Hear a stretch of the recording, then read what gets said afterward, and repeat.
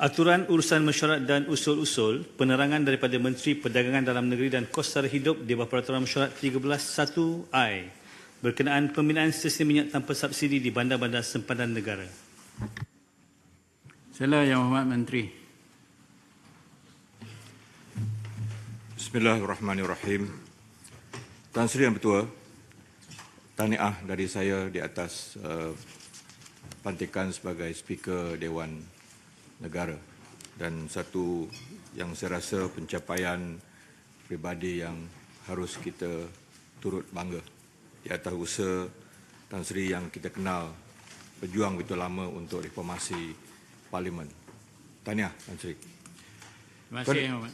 Tuan Yang Bertuah, terima kasih ucapkan atas keizinan dan peluang untuk saya memberikan sedikit penerangan tentang aktiviti ekonomi sempadan yang diusahakan oleh Kementerian Perdagangan Dalam Negeri dan Kos Sara Hidup, di mana inisiatif ekonomi sempadan ini dan pembinaan stesen minyak tanpa subsidi, stesen minyak komersial dan sekaligus menjadi serampang dua mata untuk mengurangkan ketirisan dan penyelewengan aktiviti penyeludupan. Tuan Yang Bertuah, juga saya mengucapkan tahniah kepada rakan baik saya sebagai timbalan speaker. Lain tempat kita berladang, lain tempat menuai hasil. Kita berjumpa di sini. Tahniah, dan saya rasa cukup gembira. Saya dan pihak pengurusan KPDN telah turun padang melihat sendiri bagaimana isu ketirisan ini memang berlaku di kawasan sempadan. Acap kali saya menyatakan saya tidak mahu menjadi menteri yang munafik, berbohong. Bila kita turun padang, realiti yang berlaku di kawasan sempadan kita itu dengan izin is real. Dan bukan mudah untuk mengawal sempadan, itu baru dari Perlis hingga ke pantai timur Sungai Golok. Belum lagi kita menyaksikan bagaimana di sepanjang sempadan Sarawak hingga ke Sabah dengan Kalimantan itu. Dan kita kena bersedia, khususnya apabila Nusantara dibangunkan dan Indonesia berlari pantas untuk menyuburkan ekonomi mereka, dan kita di Sabah dan Sarawak tidak boleh ketinggalan. Maka KPDN mengambil satu tanggungjawab penuh usaha untuk bagaimana kawasan sempadan ini kita komersialkan, dan situasi menang-menang, win-win ini harus kita dapat supaya barangan tempatan boleh dibeli tanpa subsidi, dan ini akan memberikan pulangan yang besar kepada negara, dan aktiviti penyeludupan itu dapat kita minimumkan pada masa ini. Dengan kita melihat bagaimana kawasan Pekan Golok di Naratiwat sebagai contoh, dengan sungai yang hanya beberapa depa itu, dan kita menyaksikan kita boleh lambai-lambai tangan dengan pihak di sana.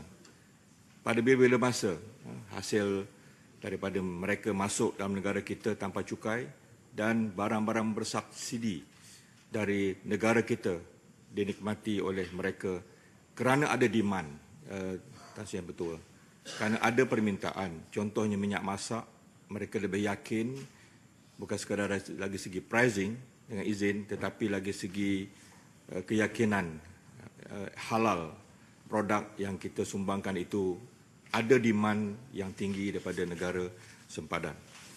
Apa yang saya lihat boleh diibaratkan, kadang-kadang kita harus pergi lebih jauh, lebih memikirkan tentang our way forward dengan izin. Bagaimana kawasan sempadan ini kita bangunkan, kita komersialkan, dan kita boleh menjadikannya sebagai hub. Bagaimana barang-barang tempatan kita yang bersubsidi ini dijual dengan harga yang ditetapkan, dan kedua-dua negara dapat menikmati, dan kita menyumbang dalam aspek komuniti Muslim sebagai contoh.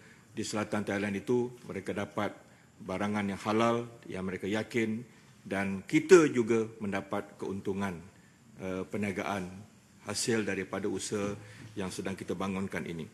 Kita harus menerima hakikat bahawa barang-barang yang ditetapkan harga kawalan oleh kerajaan lebih murah. Ini problemnya ataupun bukan problem lah, cabaran yang harus kita tanggapi dengan cermat. Sebagai contoh yang saya boleh berikan, RON 95 di Singapura 1 liter RM9.16. Contohnya, diesel RM7.88, Indonesia RM3.92 dan diesel RM4.11. Dan yang berlaku di Perlis sebagai contoh, apabila kita membuka 2 stesen minyak di Wang Kerlian dan juga di Padang Besar, kita mendapati harga yang kita jual RM3.05, harga di Thailand masih lagi RM5.56. Dan diesel kita jual tanpa subsidi RM3.15 dan di Thailand masih lagi RM4.55. Oleh itu, langkah kecil yang dimulakan oleh KPDN ini harus kita teruskan. Saya menjadi begitu optimis dan yakin sekiranya lebih banyak kawasan-kawasan sepadan, dan kita telah menerokai di sepanjang sepadan Perak. Bila saya membuat lawatan ke Kelantan, kita telah kenal pasti beberapa tempat di Tumpat dan Rantau Panjang. Dan hatta di Johor Bahru, Datuk Yang Dipertua, baru-baru ini berlaku viral salah buah stesen minyak di Iskandar Puteri. Masih ada cubaan untuk warga Singapura ini untuk mereka membeli minyak kita kerana jauh bezanya dengan tanpa subsidi pun masih lagi murah. Oleh itu, polisi-polisi sedia ada seperti 25 km radius itu kita kaji semula. Kita tak boleh rigid dan kita harus melihat potensi itu. Dan insya-Allah di kawasan tambak kita ini, kalau ada kawasan-kawasan dan kalau ada pengusaha yang berminat untuk mereka membuka stesen ini, sangat kita ala-alukan dan kita akan bantu, kita akan facilitate supaya hasil negara kita ini dapat kita kawal, kita komersialkan dan kedua-dua buah negara mendapat manfaat. Jadi kolaborasi kita dengan untuk mengawal ini seharusnya KPDN tidak boleh bertindak bersendirian. We cannot work in silos. Walaupun kita ada pasukan penguatkuasaan yang kita memberikan mereka tabik hormat setiap hari, mereka diancam nyawa mereka di kawasan sepadan bukan mudah. Senjata api pun yang ada tak sampai 300 pucuk, kena kongsi-kongsi. Kita minta tambahan perjawatan, kita faham negara kita masih bergelut untuk meningkatkan pendapatan dan ekonomi dengan strength yang ada. Tidak bermakna kita tidak boleh bertindak pantas dan cemerlang. Jadi kita optimalkan strength ini dan kita sentiasa membantu, tetapi kolaborasi dengan Angkatan Tentera, ATM, Polis Diraja Malaysia, Jabatan Kastam Diraja Malaysia dan Jabatan Immigration, Jabatan Pengangkutan Jalan, Agensi Maritim Malaysia, LKIM, LHDN, kemudian National Anti-Financial Crime Center, NFCC, Suruhanjaya Syarikat Malaysia, SSM, Jabatan Perhutanan, JPSM, Jabatan Laut, JLM, dan Jabatan Perikanan Malaysia, DOF. Harus juga saya dan kementerian memberikan mereka pengiktirafan di atas kolaborasi ini, dan tanpa bantuan mereka tidak mungkin kita dapat mengawal ataupun dapat untuk kita menjadikan aktiviti mencegah penyelundupan ini suatu kejayaan yang boleh kita tempa bersama. Betul-betul, kita pun baca sikit-sikit lah. Rupanya smuggler ni one of the oldest profession in this world.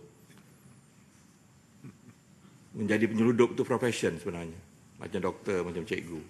Jadi, kita harus berdepan dengan mereka secara profesional, cekap dan bijak. Dan mereka tetap ada Tetapi kita sebagai kerajaan yang bertanggungjawab, kita harus untuk terus memastikan kita dapat mengawal aktiviti yang tidak bertanggungjawab ini. Bagi tempoh 6 bulan, 1 Mac 2023 sehingga 31 Ogos 2023, dengan tujuan menangani isu ketirisan aktiviti penyelewengan produk petroleum bersubsidi, sebanyak 7,013 pemeriksaan telah dijalankan dan sebanyak 220 kes telah dihasilkan melibatkan nilai rampasan diesel yang berjumlah RM6,823,508. Kita akan berterusan meneruskan penguatkuasaan, tetapi KPDN mempunyai cadangan-cadangan yang lebih bersifat progresif kepada kerajaan. Maknanya kita tidak diam, kita tidak kaku apabila berdepan dengan isu ini, maka melalui ops tiris dan banyak lagi ops terjah dan ops intai yang telah kita lakukan, kita telah dapat menahan beberapa individu ataupun kumpulan yang tidak bertanggungjawab dalam menjalankan aktiviti ini. KPDN melihat ini sebagai satu peluang untuk kita mengurangkan beban fizikal kerajaan dan meningkatkan pendapatan. Maka dengan itu, melalui nota Jemaah Menteri pada 18 Januari 2023, untuk kita memulakan projek rintis. Pada projek ini kita maklumkan kepada Kabinet dan Kabinet telah menuluskan, maka hasilnya kita dapat untuk membina dengan pantas 2 stesen minyak di Padang Besar dan juga di Wang Kerlian. Saya sendiri telah merasmikan salah satu daripada stesen itu di Wang Kerlian, dan ada 2 syarikat sekarang ini, iaitu syarikat Double Endorse Sdn Bhd dan juga di Padang Besar, dan juga Repsilia YNWN Development Sdn Bhd di Wang Kerlian. Kedua-duanya kita bina di negeri Perlis. Dan sebelum ini kita telah melihat saja kadang-kadang van-van setiap pagi ataupun truk ataupun trailer-trailer yang kadang-kadang memang sengaja beratur di kawasan sepadan negara kita, dan mereka secara profesional menggunakan pelbagai taktik untuk mengisi minyak bersubsidi kita. Tapi dengan adanya setakat bulan Jun ini, alhamdulillah kita dapat memberikan penjimatan. Maknanya kos kita dah kira secara rambang, kita kerajaan menjimat hampir 5.7 juta daripada hasil itu kalau tidak adanya 2 stesen ini. Walaupun masih kecil jumlah itu, tapi inilah usaha kita supaya kita dapat untuk meminimalkan aktiviti itu, kerana masih ada pasaran, kerana harga minyak diesel atau RON 95 itu masih murah jika dibandingkan di negara mereka. Dalam rekod jualan menunjukkan ini peningkatan jualan pada Februari dan Mac, iaitu peningkatan jualan diesel sebanyak 14.75% dan 43.27% bagi penjualan petrol RON 95. Pada masa yang sama, data penjualan RON 95 dan diesel di stesen minyak bersubsidi di Perlis menunjukkan penurunan sebanyak 10.4% dan penjualan diesel, manakala penurunan sebanyak 15.7% bagi penjualan RON 95. Terdapat pengurangan sebanyak 25.49% daripada jumlah kenderaan asing di pintu sepadan CIQ Padang Besar dan juga di Wang Kerlian. Ini menunjukkan keberkesanan pelaksanaan projek ini, yang mana subsidi diesel dan petrol 95 ini, RON 95 ini dinikmati oleh rakyat Malaysia sendiri. Dan kerajaan tersebut tadi dapat menyelamatkan 5.75 juta di sepanjang bulan Februari dan bulan Mac. Saya rasa Datuk Pertua, kita akan membina, kita akan menubuhkan insya-Allah dengan restu ataupun dengan izin Kabinet supaya 4 kementerian paling tidak, KPDN, MOF, Kementerian Ekonomi dan juga Kementerian MITI, kita akan menubuhkan satu jawatankuasa khas. Bagaimana dalam perancangan jangka pendek dan jangka panjang, seluruh aktiviti komersial di kawasan sepadan di Semenanjung dan Sabah dan Sarawak ini dapat kita wujudkan dalam satu jawatankuasa yang merancang dan memukakan pelan komprehensif untuk kita mendepani isu ini. Saya lebih melihat potensi di Sabah dan Sarawak. Nusantara yang dibina itu harus cepat kita tangani. Baru-baru ini dengan izin, dengan mungkin pertolongan daripada Allah Subhanahu Wa Taala, ada permintaan dari Brunei Darussalam yang membeli gas kita, LPG kita tanpa subsidi. Dan saya pergi pada hari Jumaat yang lalu dan alhamdulillah 150 metrik tan telah kita hantar dalam misi rahmah sempadan, ekonomi sepadan, dan ini membuktikan bahawa bukan hanya LPG, saya nampak dengan Indonesia dan Brunei ini lebih banyak lagi aktiviti komersial yang dapat kita tingkatkan, dan ini sudah barang pasti akan memberikan pulangan yang berbaloi kepada rakyat dan negara kita. Jadi saya harap penubuhan jawatankuasa yang akan saya bawa kepada kabinet ini yang terdiri daripada 4 kementerian, KPDN, MOF, MITI dan juga ekonomi akan dapat untuk merancang satu program ekonomi sepadan yang lebih komprehensif, holistik dan pendekatan whole nation approach akan dapat kita kemukakan demi untuk kita menyelamatkan wang kerajaan yang kita subsidikan kepada rakyat, dan dalam masa yang sama kita dapat mewujudkan satu lagi benchmark atau mercu tanda perniagaan di kawasan sepadan. Terima kasih Datuk Ketua di atas penerangan menteri ini. Terima kasih. Boleh tanya soalan, Datuk Seri? Ini kenyataan menteri. Kenyataan, tak dibahaskan. Bukan nak bahas, nak tanya soalan, boleh? Tak. Boleh satu dua. Boleh menteri? Okay, kalau boleh menteri bagi laluan. Minta penjelasan tu, kena minta penjelasan. Okey, terima kasih Datuk yang di-Pertua. Soalan saya mudah je, Menteri. Kenapa harga